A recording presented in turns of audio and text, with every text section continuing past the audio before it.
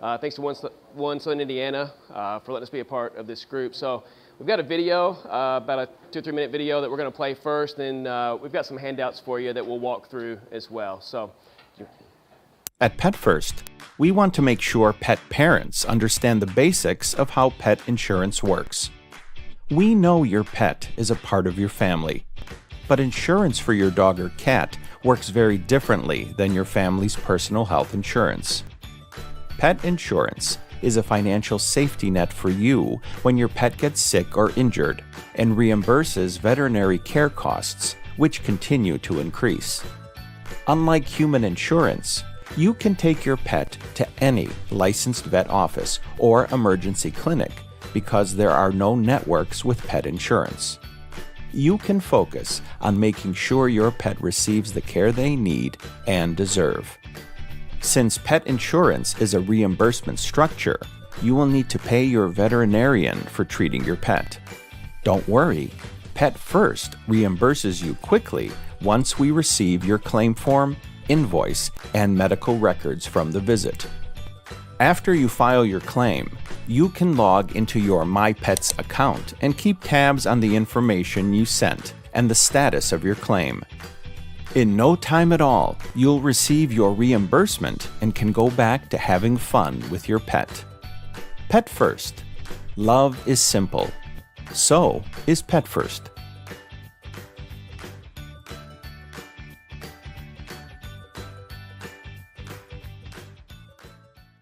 how many dog or cat owners do I have in here?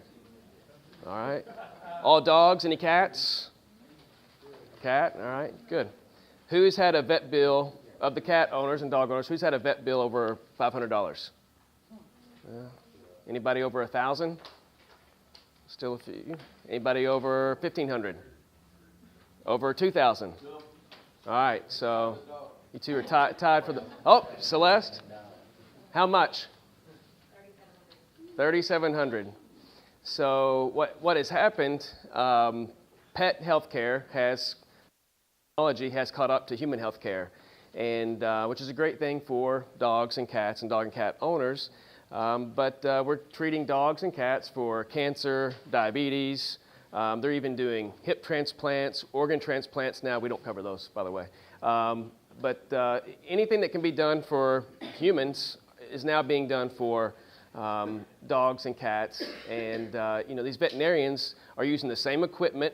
And this equipment costs the same whether it's in a human hospital or a pet hospital. And so veterinary bills continue to increase. So you may have had people ask about pet insurance, and probably 3 or 4 years ago, nobody asked about pet insurance, but it's growing quickly, and now about every 1 out of 3 Fortune 500 companies provide pet insurance as an employee benefit for their employees. And as companies are trying to attract and retain millennials especially, pet insurance continues to be one of the things, along with vacation days or time off, it tends to be one of the things that people are asking for. So up on the handouts that you have, there's a set of 3 pages that are numbered 1 through 3. And so we'll walk through those together.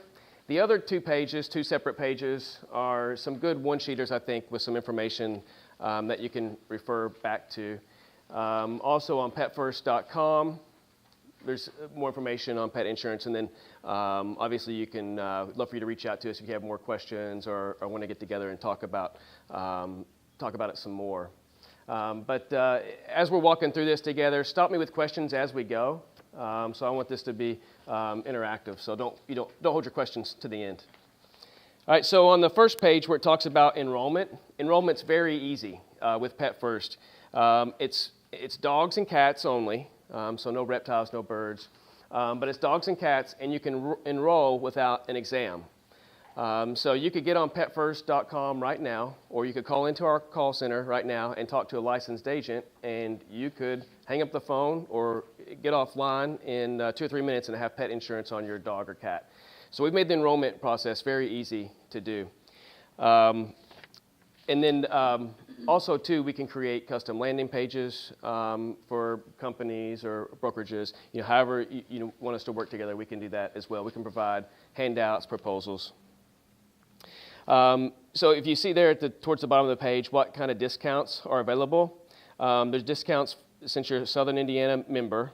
There's a $10 discount if it comes through the landing page or online. There's a $10 off the first month. A 5% military discount, and then 10% for anyone who works in or volunteers in any kind of animal welfare organization or in a vet office. Anyone, basically, we can stretch that for anyone who is, working in or around pets. And then a multiple policy discount. So, they say that 70% of the people in the U.S. have a dog or a cat, and of that 70%, another 70% has more than one, right? So, in every room I've been in, those numbers usually hold true. 7 out of 10 have a pet, and out of those 7 out of 10, most have more than one. So you can stack up these discounts. So on your second pet, you get a 5% discount. For the third pet and above, you get a 10% discount. So you also can stack all these discounts. So if you have someone who is current or retired military and they have more than one pet, those discounts stack up. So it's not one or the other. So I think Andrew and I did the math. I think you can ultimately get up to about a 35% discount on these pet insurance policies. So if you turn to the next page, the one uniqueness with pet insurance is everybody's pet is going to have a different rate. So it's not, we can't go into a company and say all your employees it's $20 a month for that pet.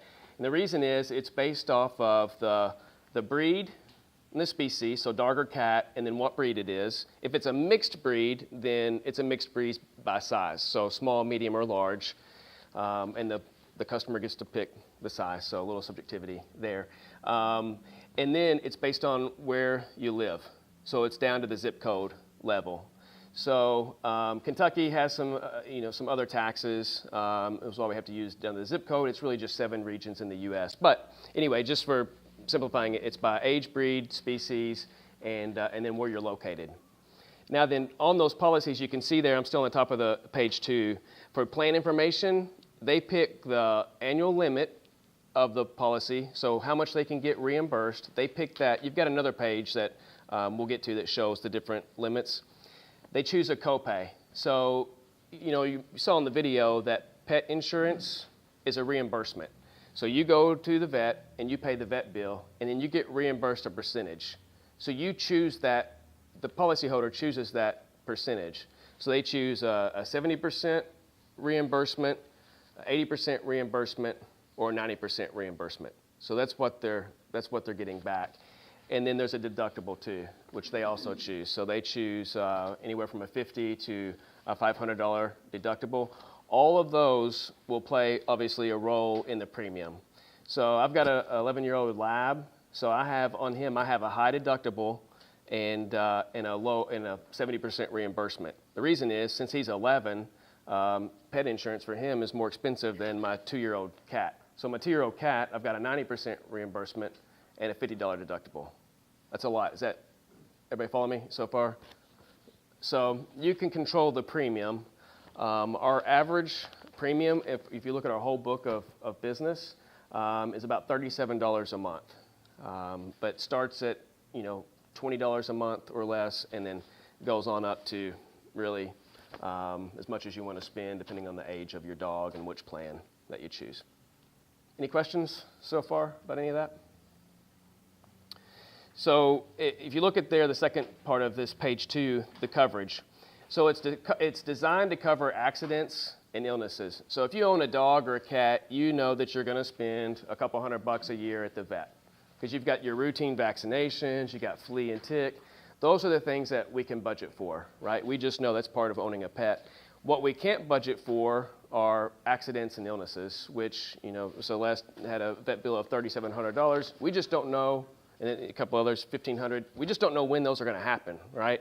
And our most common claim is foreign body ingestion, especially with new pet owners. And that's where they eat a sock or anything else that they can ingest.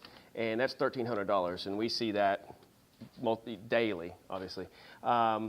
But you just can't budget for those because we don't know when they're going to happen or how many times they're going to happen. That's where pet insurance comes in. It's for what we can't budget for.